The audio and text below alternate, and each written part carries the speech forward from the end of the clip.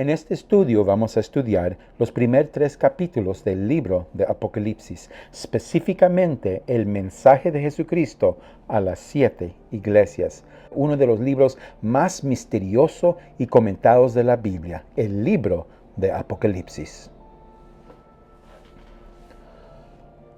Los últimos tiempos. Solo la frase en sí misma despierta una mezcla de emociones, curiosidad, miedo y esperanza.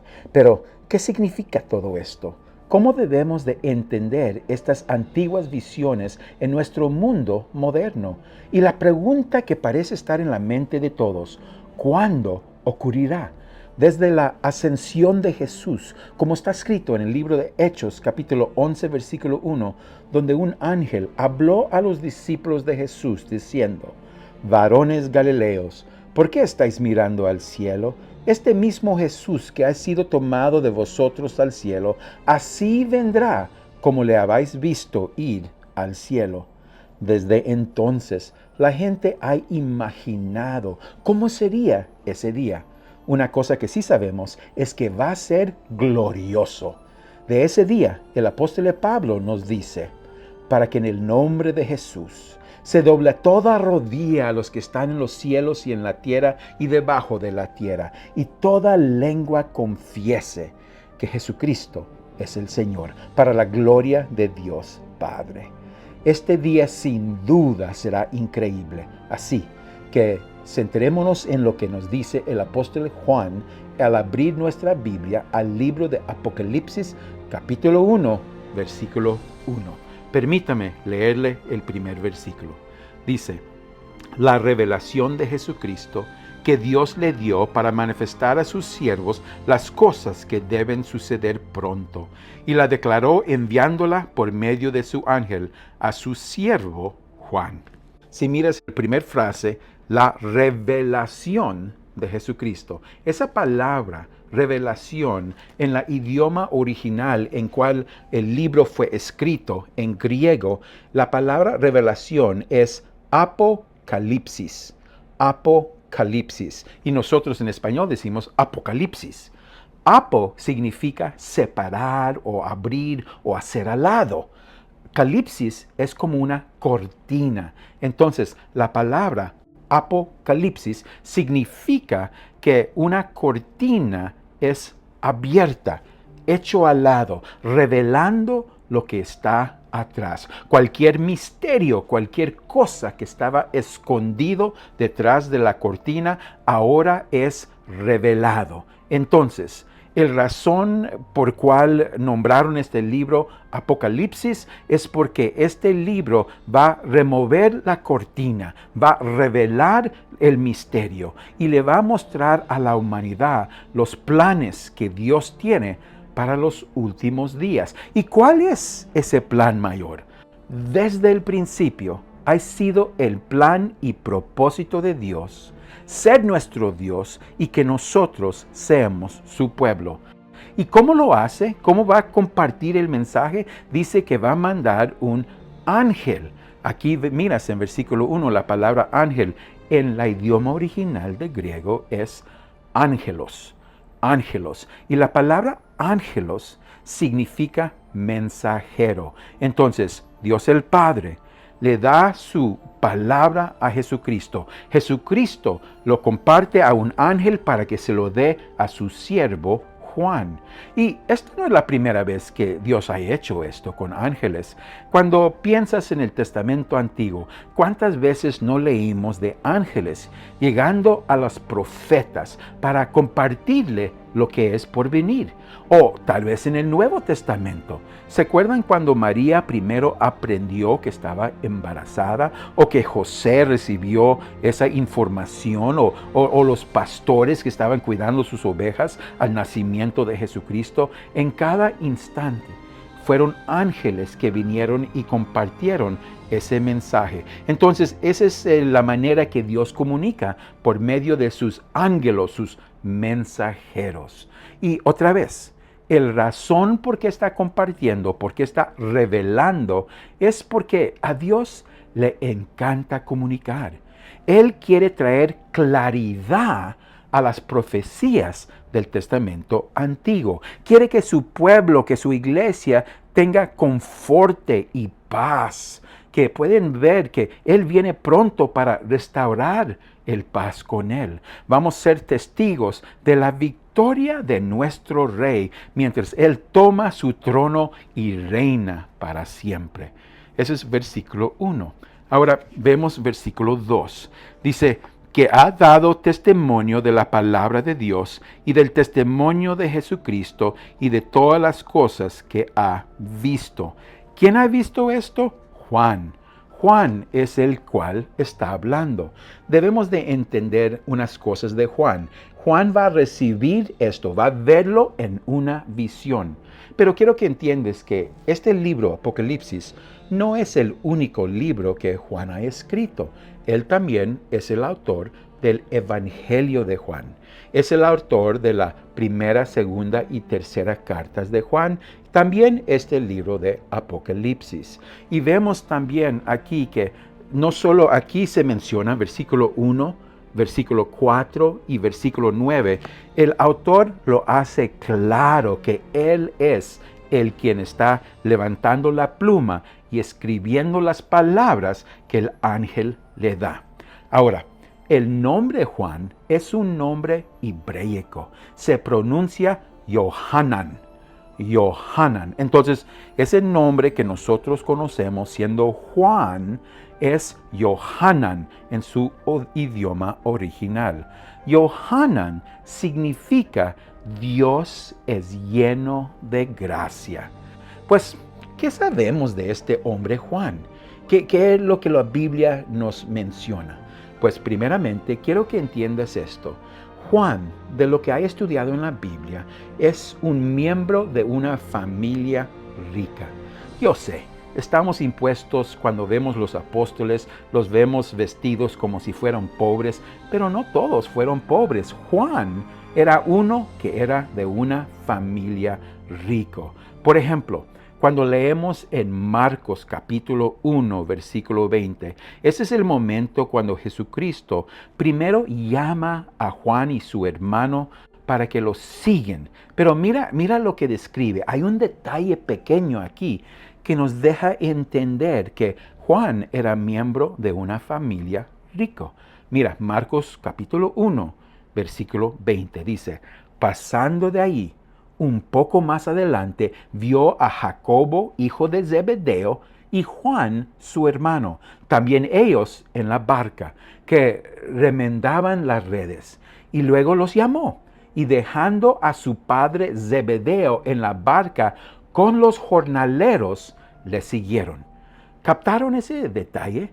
Cuando Juan y su hermano Jacobo decidieron seguir a Cristo, dejaron su padre Zebedeo, dice la Escritura, en la barca con los jornaleros. Sabemos que Juan, Santiago y su papá Zebedeo eran dueños de un negocio de pescando y el padre tenía jornaleros y eso solo sucedía cuando uno tenía dinero, cuando uno era rico.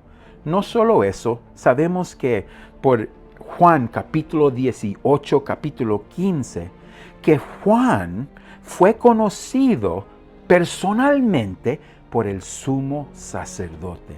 Puedes imaginar que el sumo sacerdote, él es una persona que solo comunica con los más altos en sociedad.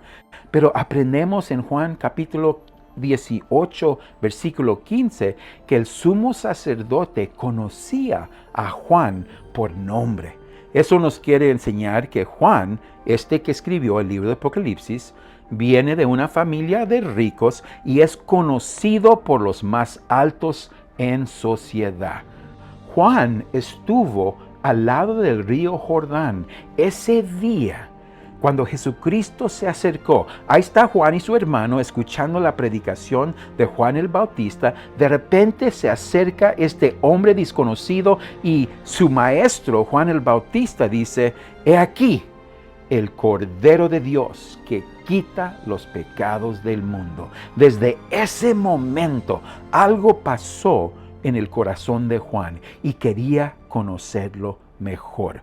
Pues más adelante vemos en el Evangelio de Mateo capítulo 4, Marcos capítulo 1, Lucas capítulo 5, que una vez más mira a Jesucristo mientras está andando al lado del lago de Galilea.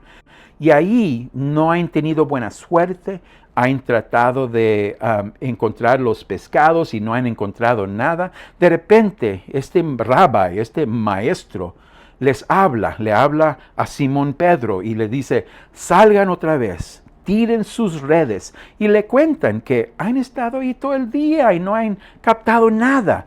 Pero confían en la palabra del rabbi, salen y encuentran un milagro. Sus redes están llenos de pescados. Entonces, después de ese momento de milagro de los peces, algo está captando el corazón de Juan y quiere dejar a Juan el Bautista y seguir a Jesucristo. Y lo que sabemos en Marcos capítulo 1, que después de ese milagro Jesucristo le habla, sígame a mí y serán pescaderos de hombres. Y lo siguen. Esto va a transformar, va a cambiar la vida de Juan. Pero hay que escudriñar, hay que escarbar un poquito más. Porque muchas veces no sabemos que Juan era un joven. Este Juan no podría tener más de tal vez 16, 17, 18, 19 años. Hubiera tenido menos de 20 años. Yo sé que están acostumbrados cuando piensan de los apóstoles. Miran en su mente un hombre ya grande, un hombre ya viejo, pero no. Juan y los otros discípulos, cuando Jesucristo los llamó, eran jóvenes. Imagínate Juan, unos 16, 17, 18 años, cuando Jesucristo dice, sígame a mí. Van a ser mis discípulos. Y lo siguieron. Como todos los jóvenes, ya sabes, a veces son muy emocionantes, tienen alta pasión y a veces no pueden controlar sus palabras o sus emociones. Algo interesante encontramos en el Evangelio de Lucas capítulo 9 y quiero leerle ahí una porción de esto. Y lo que vemos es que este joven Juan y su hermano andan con Jesucristo y van por adelante para hacer preparaciones en los pueblos para que su maestro Jesús pueda predicar. Pero cuando llegan al pueblo de los samaritanos, parece que no les fue bien. Los samaritanos no les querían dar la bienvenida. Y mira lo que encontramos aquí en Lucas capítulo 9, empezando en versículo 52. Dice, y envió mensajeros delante de él, los cuales fueron y entraron en una aldea de los samaritanos para hacerle preparativos. Mas no le recibieron, porque su aspecto era como de ir a Jerusalén. Viendo esto, sus discípulos, Jacobo y Juan, dijeron, ahora ponga mucha atención, dijeron, Señor, ¿quieres que mandemos que descienda fuego del cielo como hizo Elías y los consuma? Escuchan, hermanos, esa pasión de la juventud, esa sobrereacción de coraje. ¿No? Dicen, ¿quieres que mandemos fuego del cielo? Que desciende fuego del cielo. ¿Qué es lo que está diciendo? Dice, Señor, queremos que todos esos samaritanos que mueran, queremos verlos muertos, quemados en la calle. Hermanos, ese no es un corazón de cristiano, ese es el corazón de un jovencito que todavía no tiene control de sus pasiones.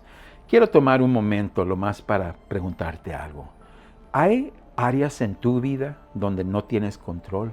¿Hay hábitos, hay actitudes, hay reacciones que no siempre son los mejores? Como Juan aquí, en lugar de mostrar cariño, pasión, compasión, paciencia, amor, misericordia.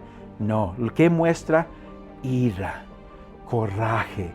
Quiere que estas personas estén muertos.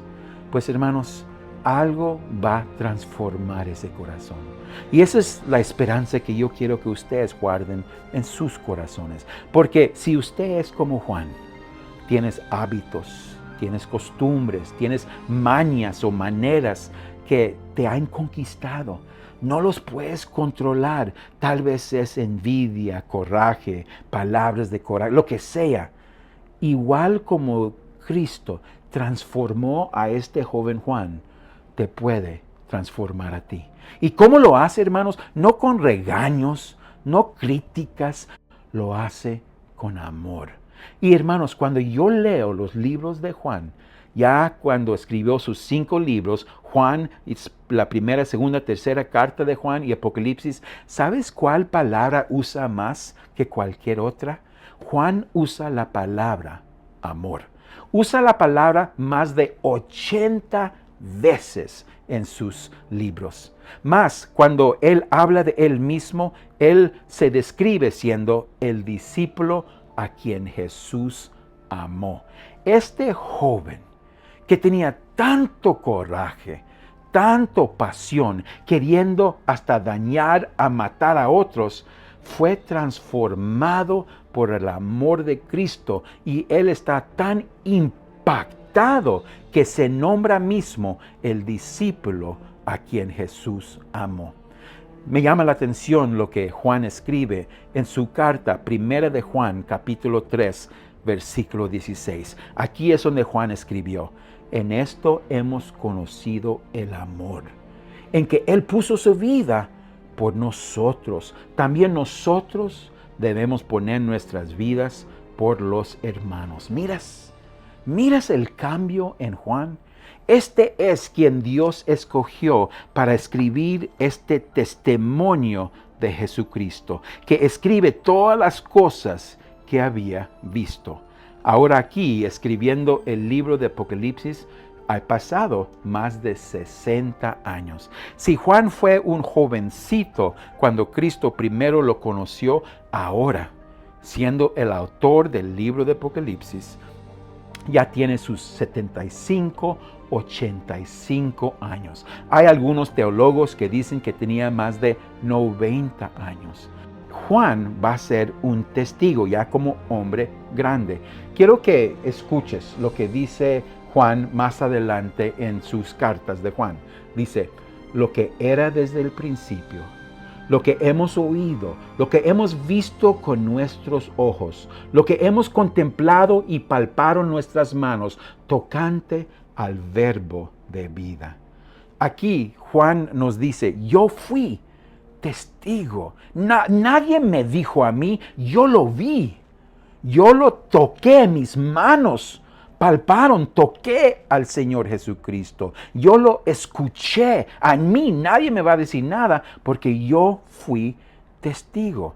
Y el razón por qué Él está escribiendo este libro es porque ya ha pasado tanto tiempo y todos los otros apóstoles ya los han matado por la fe. Durante estos 60 años, el mundo ha cambiado.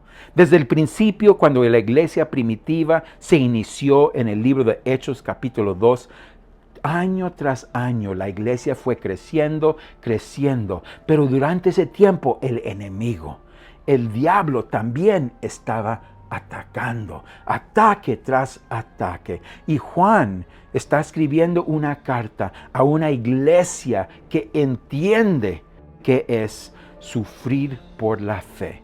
Durante estos 60 años, Juan ha visto varios dictadores, varios anticristos. Él vio al Herodes, a Nero, Domitian. Estos fueron anticristos que mataron a miles de cristianos. Hay un libro que te puedo recomendar, se llama El libro de los mártires, escrito por John Fox. Y ahí vas a leer varias historias de cristianos, valientes cristianos que aman a Dios y aman a Jesucristo, pero dieron su vida por la fe. Entonces, mientras Juan está escribiendo esta carta, ya es un hombre grande, 75, 85, 90 años, la iglesia está batallando, está sufriendo y está esperando escuchar, esperando recibir una palabra de aliento por medio de Dios. Y entonces el testigo Juan empieza a escribir. Eso nos trae a versículo 3. Bienaventurados el que lee y los que oyen las palabras de esta profecía y guardan las cosas en ella escritas, porque el tiempo está cerca. Hermanos, una cosa que quiero que miren aquí es que el libro de Apocalipsis es el único libro en la Biblia que te dice, si me lees, vas a ser bendecido. Si me pones en práctica, serás bendecido. Entonces te da una promesa. El quien lee y el quien pone a obra estas palabras va a recibir bendición. No es suficiente que estés escuchando esta lección, es que estés meditando, lo pienses, piensa en lo que estás escuchando y ponlo en práctica. ¿Y por qué? Dice, porque el tiempo está cerca. Hermanos, esa palabra tiempo, en el idioma original hay dos maneras, dos palabras que se usa para tiempo. El primero es la palabra cronos. Cronos es una palabra que se usa para un reloj, diciendo qué hora es, o un calendario, cuál es la fecha. No es la palabra que usa aquí. Esta palabra es kairos. Kairos. No es cronos, es kairos. Kairos significa una época, un momento de grande significancia. Entonces, no está hablando de un día, una hora, está hablando de un momento significante. Y dice que viene pronto un momento significante. ¿Cuál es ese momento? Cuando Cristo regresa por su iglesia. Y el deseo es que se preparen. Dios quiere que mires un momento de grande significancia viene, entonces tienes que estar preparados. ¿Por qué? Porque el tiempo ya casi llega. Y la verdad, cuando Juan está escribiendo esta carta, y yo iba a decir, hoy en día también, la iglesia no está lista. Hay muchos en la iglesia que, aunque van a la iglesia, participan, escuchan sermones, en su vida personal, en su corazón, en su alma, no están listos. Y aquí Juan le está hablando a los judíos, le está hablando a los que están en las iglesias, todas esas personas que no han tomado su fe en serio. Y nos habla en este momento y me causa que recuerde otra enseñanza que Jesucristo dio, que se encuentra en el Evangelio de Mateo, capítulo 25. Y aquí es donde una vez más Jesucristo va a hablar sobre la iglesia estando preparada.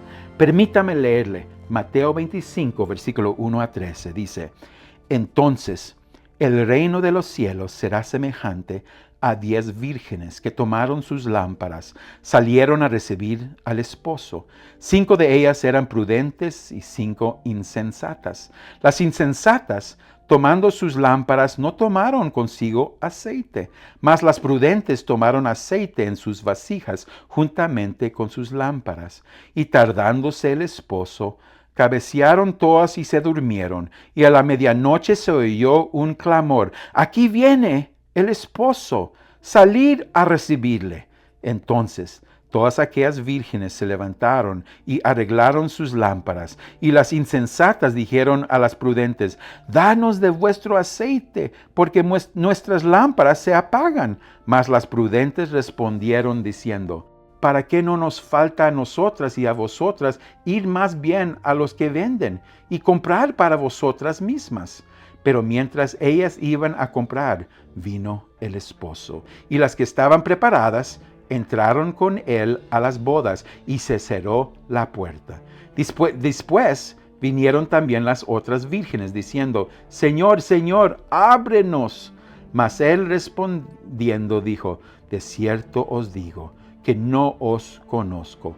Velad pues, porque no sabéis el día ni la hora en que el Hijo del Hombre ha de venir.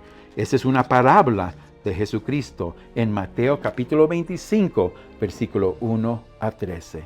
Entonces, hermanos, cuando estás leyendo este libro, acuérdate, te está animando que tomes en serio las cosas de fe. Porque tal vez ahorita dices, oh, nada está cambiando, la gente está comiendo, van a las fiestas, van al trabajo, nada cambia. Cuando menos estás listo, cuando menos están preparados, el esposo va a venir. Jesucristo va a regresar. Por eso dice versículo 3, el tiempo está cerca y tienes que estar listo. Entonces seguimos aquí en versículo 4 y 5. Dice, Juan, a las 7 iglesias que están en Asia, gracia y paz a vosotros del que es y que era y que ha de venir, y de los 7 espíritus que están delante de su trono, y de Jesucristo el testigo fiel, el primogénito de los muertos y el soberano de los reyes de la tierra, al que nos amó y nos lavó de nuestros pecados con su sangre. Si miras en una mapa, hubo varias iglesias, hay más que 7. Pero el autor escogió estos 7 por 2 razones. La primera razón es que después de la muerte del apóstol Pablo, es Juan que toma el papel de obispo en esa área. Y él conoce estas 7 iglesias y los va a usar siendo representativas de todas las iglesias. La segunda razón es que el Espíritu Santo quiere usar estas 7 iglesias para que sean ejemplos y puede dar un mensaje universal a todas las iglesias. Dice, mira estas 7 iglesias. Te voy a hablar de estas iglesias. Algunas son sanas, otras no son sanas y quiero que los uses para compararte cómo está tu iglesia. Y así pueden prepararse. También aquí en esta carta vas a ver que está revelando los participantes en la victoria de Dios. La verdad, está compartiendo la Trinidad. Por ejemplo, aquí, mira, vamos a leerlo una vez más. Dice, Juan a las 7 iglesias que están en Asia, gracia y paz a vosotros del que es y que era y que ha de venir. Ese es Dios. Ahí está Dios. Dios es del que es y que era y que ha de venir. Eso es versículo 4. Pero luego va al Espíritu Santo. Dice, y de los 7 espíritus que están delante de su trono. Hermanos, cuando habla de los 7 espíritus, lo que está diciendo, estos son los 7 actitudes o características del Espíritu Santo. Puedes encontrar esto en el libro de Isaías, capítulo 11, versículo 2, donde dice esto. Y reposará sobre el Espíritu de Jehová, espíritu de sabiduría y de inteligencia, espíritu de consejo y de poder, espíritu de conocimiento y de temor de Jehová. Estos son las características, los 7 características del Espíritu Santo. Entonces, está revelando los participantes de la victoria de Dios. Primero habló de Dios. Ahora habla del Espíritu Santo y luego sigue, dice versículo 5, y de Jesucristo, el testigo fiel. Ahí están los 3. Miras, ahí está la Trinidad. Esto es importante.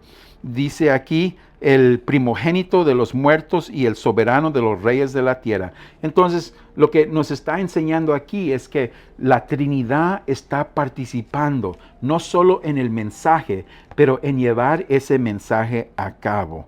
Dice, versículo 6, y nos hizo reyes y sacerdotes para Dios su Padre.